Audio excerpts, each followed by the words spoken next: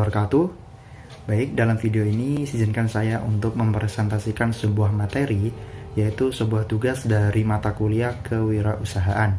Baik, sebelum itu izinkan saya memperkenalkan diri terlebih dahulu.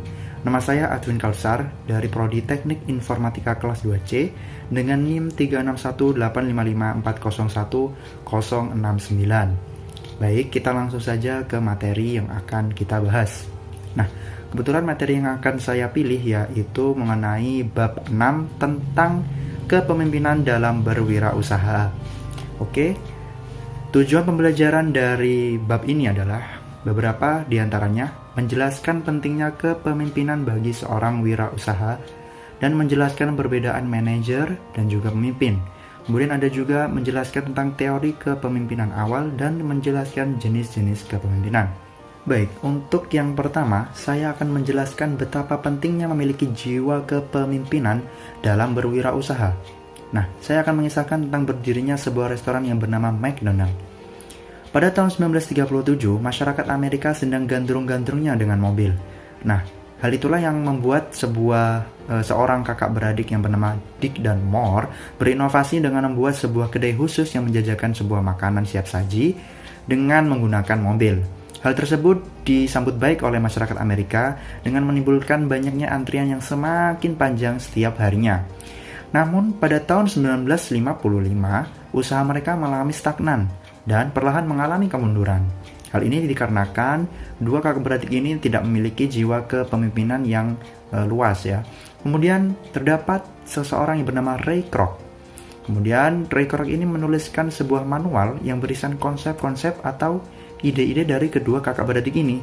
Kemudian manual itu diberi nama dengan McDonald System. Nah, manual tersebut dijual dan mereka mempunyai hak paten untuk bisa memperluas bisnis mereka. Tidak butuh waktu lama, hanya mempunyai waktu 4 tahun untuk mereka bisa mendirikan 100 cabang baru, dan mereka mendirikannya tidak menggunakan modal apapun. Mereka mengandalkan sistem yang bernama franchise dari manual yang mereka tulis. Nah, di sini bisa kita simpulkan bahwa jiwa kepemimpinan itu merupakan hal yang sangat penting bagi seorang wirausahawan. Tanpa adanya jiwa kepemimpinan, entrepreneurship akan stagnan atau terhenti. Dan dengan kepemimpinan atau jiwa kepemimpinan, usaha kita akan bertambah luas dan besar. Baik, selanjutnya saya akan menjelaskan tentang apakah perbedaan dari seorang pemimpin dan juga seorang manajer. Nah, sebelum itu, pernahkah kalian mengikuti sebuah organisasi di kampus? Dan apakah ketika kalian mengikuti organisasi tersebut, kalian pernah dipercaya sebagai seorang pemimpin dalam suatu event di organisasi tersebut? Jika jawabannya iya, maka kedua istilah ini sangat tidak asing bagi kalian. Nah, kedua istilah ini memiliki makna yang hampir sama, namun kenyataannya memiliki perbedaan yang signifikan. Antara lain yaitu seorang pemimpin menuntun para pekerja, sedangkan manajer mengatur pekerjaan. Kemudian pemimpin mempengaruhi, sedangkan manajer meniru seseorang. Kemudian pemimpin memberikan ide, dan manajer mewujudkan ide tersebut. Kemudian pemimpin memotivasi, sedangkan manajer memerintah. Dan pemimpin penuh imajinasi, sedangkan manajer penuh analisa. Nah, saya ambil satu contoh dari beberapa ciri tersebut ya. Ya, salah satunya adalah pemimpin harus mempunyai imajinasi atau mempunyai inovasi-inovasi dalam mengembangkan usahanya. Sedangkan manajer bertugas untuk menganalisa apakah inovasi tersebut akan berjalan dengan baik atau tidak. Baik, selanjutnya adalah tentang teori kepemimpinan awal. Sebuah teori yang ditemukan dari hasil riset yang menyimpulkan bahwa terdapat perbedaan ciri antara seorang pemimpin dan bukan pemimpin. Yang pertama yaitu memiliki dorongan. Seorang pemimpin memiliki dorongan atau usaha yang kuat dari dalam diri untuk membuat sebuah usaha. Yang kedua adalah kehendak untuk memimpin. Pemimpin mempunyai karakter yang kuat untuk dapat mempengaruhi atau memimpin orang lain. Kemudian yang ketiga adalah kejujuran dan integritas. Seorang pemimpin memiliki keinginan untuk bisa menciptakan sikap saling percaya mempercayai, baik itu antara pimpinan dan karyawan atau dari pemimpin ke pemimpin yang lain. Kemudian selanjutnya adalah yang keempat, kepercayaan diri. seorang pemimpin harus memiliki kepercayaan diri yang kuat untuk mengambil keputusan di saat yang tepat. Kemudian, seorang pemimpin harus mempunyai kecerdasan untuk bisa dapat menyimpulkan atau menganalisa tentang pasar yang saat ini atau informasi yang saat ini tersedia. Kemudian yang terakhir adalah pengetahuan terkait dengan pekerjaan. Seorang pemimpin harus mempunyai tingkat pengetahuan yang tinggi terhadap banyak hal. Bukan hanya terkait dengan pasar saja, tetapi harus bisa mengetahui tentang industri dan hal-hal teknis yang berhubungan dengan pekerjaannya saat ini. Baik, selanjutnya adalah tentang dimensi perilaku yang dimiliki oleh seorang pemimpin. Terbagi menjadi 3. Yang pertama dinamakan dengan gaya demokratis. Pemimpin jenis ini adalah pemimpin yang sering meminta masukan kepada bawahannya dan mengambil keputusan setelahnya. Apa yang dimaksud itu adalah seorang pemimpin biasanya mengungkapkan ide-idenya kepada karyawannya untuk kemudian karyawan tersebut mengungkapkan pendapatnya tentang ide tersebut. Lalu pemimpin menyimpulkan sesuatu dan kemudian memutuskan keputusan melalui kewenangan yang dia miliki. Oke, kemudian yang kedua adalah gaya autokratis, di mana gaya ini terkesan memberikan perintah dan karyawan atau bawahannya harus mematuhinya. Terdengar gaya ini dimiliki oleh seorang yang berada di kemiliteran dan sangat tegas, namun memiliki sisi yang baik di dalam perusahaan apabila kita terapkan dengan seorang karyawan yang kerjanya malas-malasan saja. Jadi gaya ini memiliki sisi yang baik. Kemudian yang ketiga adalah gaya laissez-faire, yaitu memberikan kewenangan kepada karyawannya untuk membuat sebuah keputusan.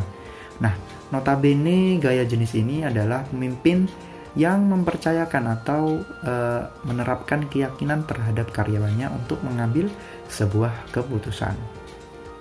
Baik, selanjutnya adalah tentang jenis-jenis kepemimpinan. Yang pertama dikenal dengan jenis kepemimpinan transformasional dan transaksional, yang merupakan jenis pemimpin yang membimbing anggotanya untuk mencapai suatu tujuan, dan seorang pemimpin harus bisa menjelaskan peran-peran yang dimiliki oleh karyawannya. Kemudian yang kedua dikenal dengan kepemimpinan karismatik visioner. Yang pertama adalah karismatik, pemimpin yang mempunyai visi yang jelas, kemudian mereka harus bisa menjelaskan dengan bahasa yang mudah dimengerti oleh karyawannya, kemudian mempunyai keberanian untuk mengambil resiko untuk mewujudkan visi tersebut, kemudian memiliki sensitivitas terhadap lingkungan atau kebutuhan yang dimiliki oleh karyawannya.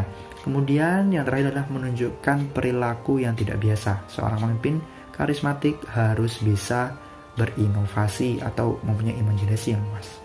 Kemudian selanjutnya adalah pemimpin visioner. Pemimpin jenis ini memiliki kemampuan untuk bisa menampilkan atau menjelaskan visinya dengan semenarik mungkin, biasanya dengan pidato yang memukau sehingga memiliki karyawan yang dimilikinya mempunyai gairah untuk mewujudkan visi tersebut. Kemudian memiliki kemampuan mengungkapkan visi tersebut dengan jelas atau sejelas-jelasnya, dan memiliki kemampuan untuk memperluas dan juga menerapkan visi tersebut dengan konteks yang berbeda-beda. Kemudian yang terakhir adalah kepemimpinan tim. Nah, kepemimpinan jenis ini dibagi menjadi 3, yaitu pemimpin adalah penghubung dengan pihak luar, pemimpin adalah penyelesai masalah, dan yang terakhir adalah pemimpin adalah manajer konflik. Dari itu tadi adalah 3 dari jenis-jenis pemimpin yang ada.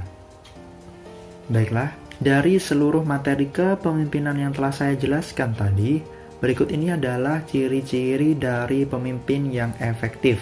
Antara lain yaitu menciptakan tatanan nilai dan keyakinan untuk para karyawannya. Yang kedua, menghargai dan mendukung hal-hal positif yang dicapai oleh para karyawannya. Jadi, seorang pemimpin harus bisa menghargai entah itu usaha sekecil apapun dari karyawan-karyawannya. Kemudian yang selanjutnya adalah memberikan teladan. Seorang pemimpin harus memberikan contoh yang baik pada karyawannya. Kemudian, memfokuskan upaya para karyawan terhadap tujuan yang ingin dicapai.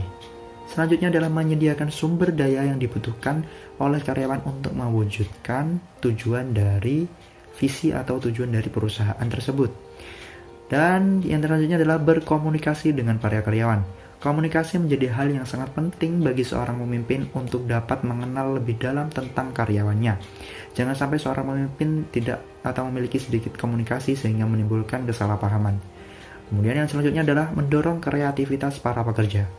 Nah, seorang pemimpin harus bisa selalu memotivasi para karyawannya untuk bisa berkreativitas semaksimal mungkin untuk dapat mengembangkan usaha yang sedang dilakukan.